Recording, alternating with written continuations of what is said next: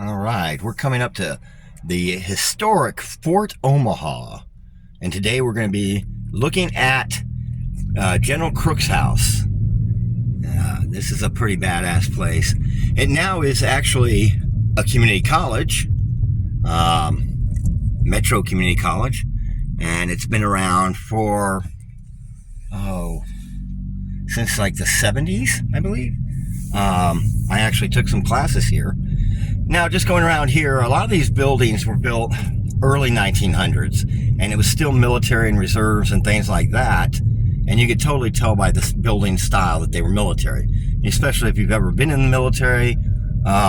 Very much military style. These were livery buildings, supply buildings, some barracks.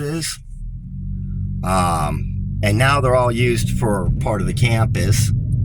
And the only main historical thing left here is the General Crook home, as far as, looks the same and everything. So we're going to check that out, but I'm just kind of give you a quick tour of this area. I remember when I went to school here, it was pretty cool. Yeah, you're not supposed to enter there, so I don't know why. But as you can see, this is the actual main building that was built in like the 80s, sorry.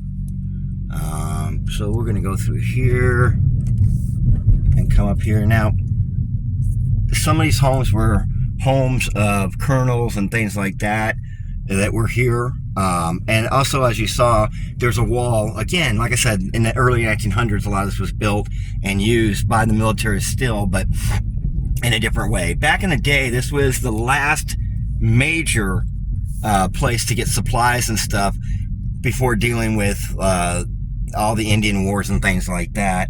And as you can see out here, a nice field. Okay, those of you in the military will recall these kind of fields a lot in a lot of our bases, and those are our parade grounds. Of course, back in the day here, these would have been like horse parades, staging, things like that. And talking about what I was talking about earlier is there was no real walls here. There were some wooden walls when the fort was really first up. And people like General Custer and things like that would come through here when they were on their way to the Little Bighorn, which is up this way. So, yeah, and this is Omaha, so it's basically the gateway to that area. Okay, so, as you can see, now up here are all these homes. Well, on any base, or early 1900s, 1930s, you would see a row of homes like this. And it was all generals, colonels, captains, majors, depending on the size of the home. And it would always be in, like I said, here, let me kind of come over this way. There'd be always a field over here. Again, parade type grounds. And these guys that get to stay here, none of the actual old barracks are really around, which is sad. But here we come. This is the original general home, and as you see, a general home is always going to be the most stately. So let's go ahead and check this out. I'm going to stop the video and I'll come right back. Okay, so now we're coming up on the house. Again, this is General Crook's home, and we'll get a little more on him. As you see, there's another house next to his. All these houses were around, not necessarily during General Crook's time. That's why you can tell, look at the architecture of this home and versus these homes. But again, here's that parade, one of the parade fields I was talking about. Usually they'd muster here because the generals would just come out their house, or the captains, lieutenants.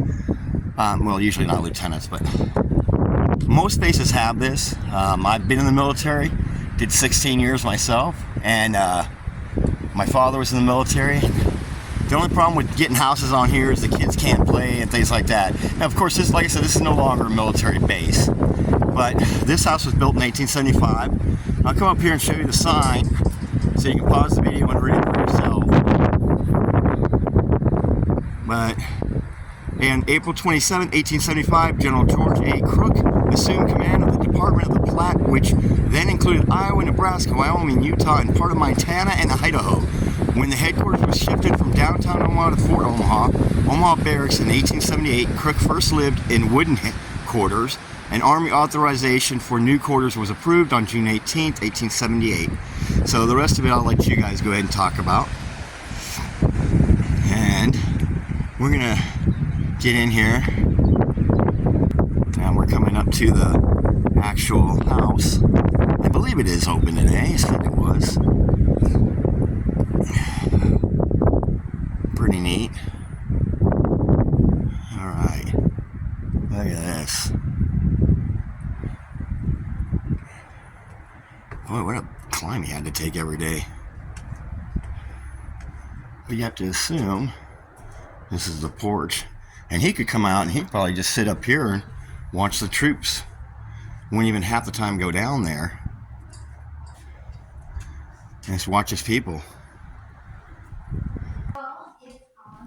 Alright, so we are in the Crook home.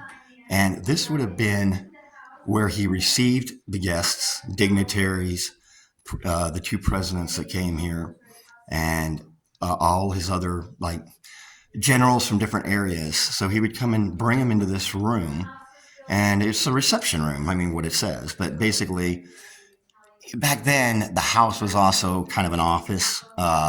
So he would meet his people here, and there might be anywhere from one person here to 5 people here sitting around. And unfortunately, none of these furnishings and stuff are original, because anybody that knows the military knows, even in Army housing, even today, you bring your own furniture and you take it with you. And unfortunately, he had no children or anything, so nothing was saved. But it is replica of the era. So we're going to look at that. Hopefully you can see it. I wanted to see all this. It's really beautiful because all this is original or redone in the original style. But look at the woodwork. And this is a military house. You got to remember that. This was built by the military. Well, let me go ahead and go into the next area.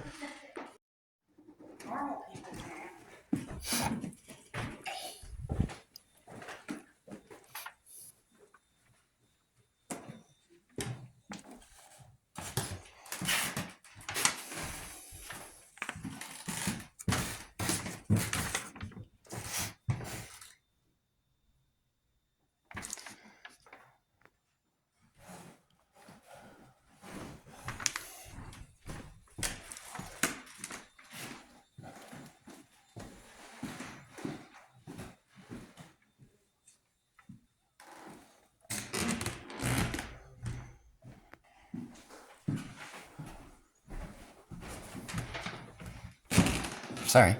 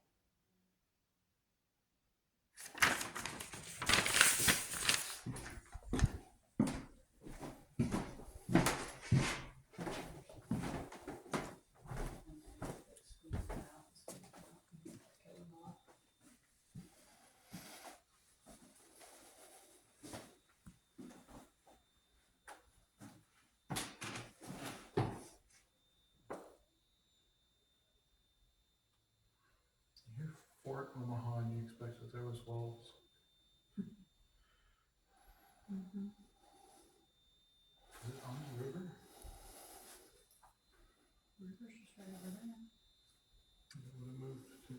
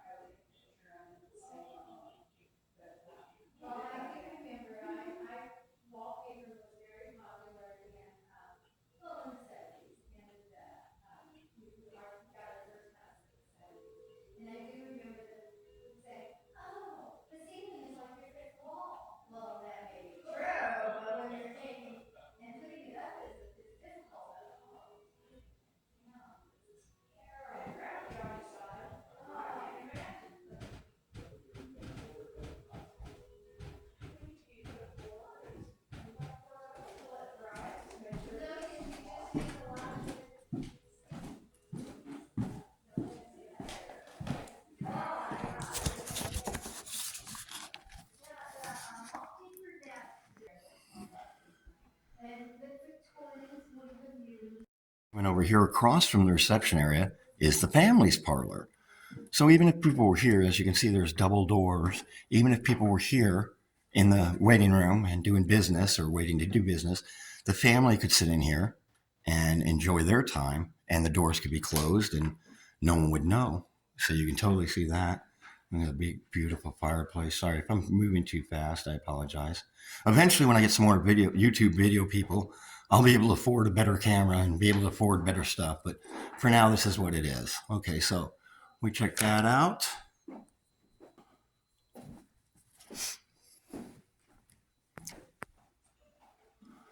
And once again, the main hall with the main staircase. And just like in the rich homes back in the day, you got the double doors, which I came to earlier. And of course, a side door.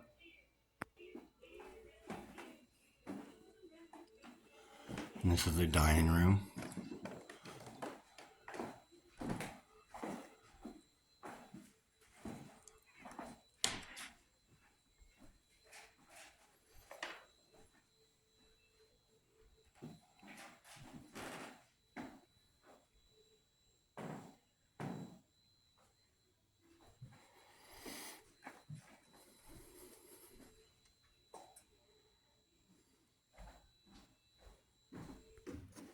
And this is the hallway study. So this would have been where he would have actually brought the people in and talked to them and worked. And there's a lot of doors leading out of the house. So it's probably like, hey, I don't want to smoke in here. I can take the back door and go out. But I don't know. But it's very beautiful and ornate. Look at the wood shutters.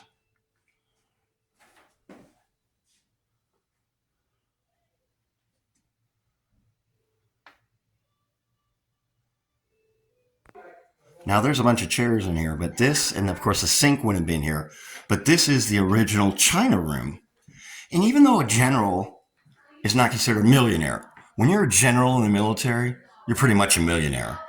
Believe it or not, through dealings and through the pay itself, you get paid pretty darn well, and you live well. And they get servants, they get everything. I'm not sure today if they still get a servant, but back then they did. and it was free of charge.